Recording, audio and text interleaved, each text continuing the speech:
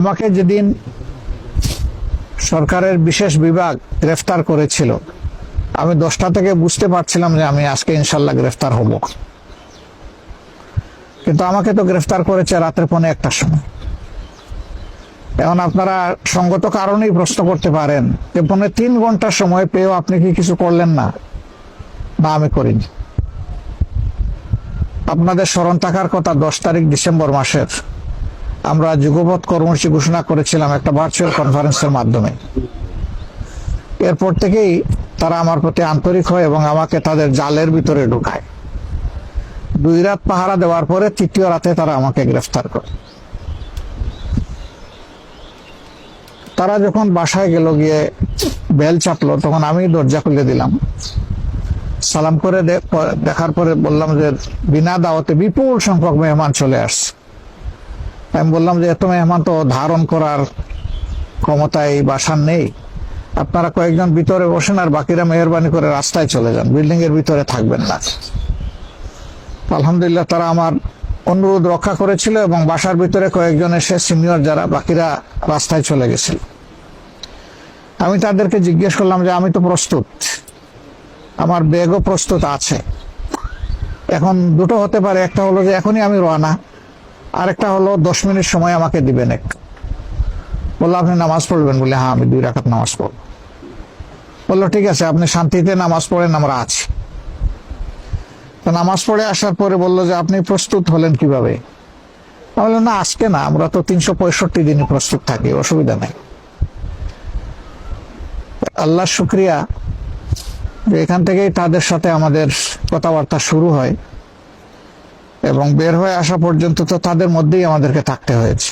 হয় পুলিশ প্রশাসন, না হয় জেল প্রশাসন, না হয় আদালত, কোনো একটা জায়গায় তো থাকতে হয়েছে। তারা একটু বিস্মিত হয়েছিল এই কথা শুনে যে আমরা 365 দিন রেডি থাকি। তো বললো যে কেন আপনারা 365 দিন রেডি থাকেন?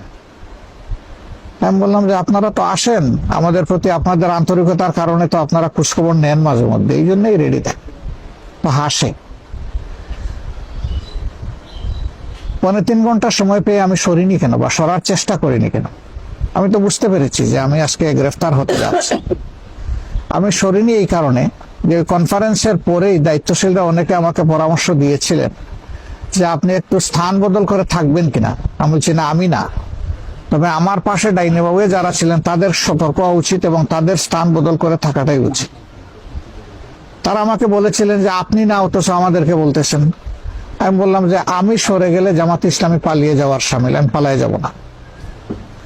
কিসমতে যেটা আছে সেটাই হবে, যেটা নাই সেটা কেউ গোটাতে পারবে না ইনশাল্লাহ। কিন্তু আপনারা সরে গেলে সেটা হবে না, সেটা কৌশলগত কারণে এরকম সরতেই পারি আমরা। আলহামদুলিল্লাহ আমি যখন মুক্তি পেয়ে আসলাম তখন গেটে যে দারোয়ান, সে আমাকে নিয়ে যাওয়ার সময় কান্নাকাটি করছিল। তা আমি ওর মাথায় হাত তুলে সান্ত্বনা দিয়ে বললাম যে তুমি তো কান্নাকাটি করো না, আমি আমার ফার্স্ট হাউস থেকে সেকেন্ড হাউসে যাচ্ছি, এটা তোমার চিন্তার কোনো কারণ নাই।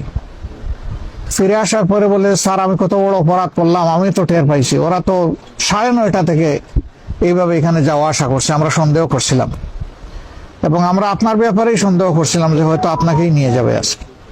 কেন আমি যে আপনাকে একটু সতর্ক করলাম না? আমি বললাম যে তুমি সতর্ক করলেও তো বাবা আমি সরতাম না।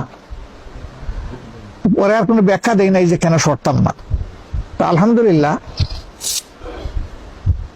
আল্লাহ রাব্বুল আলামিন আমাদেরকে আজীবন যেন এই প্রশান্তি বা তসল্লির নিয়ামত দিয়ে রাখেন।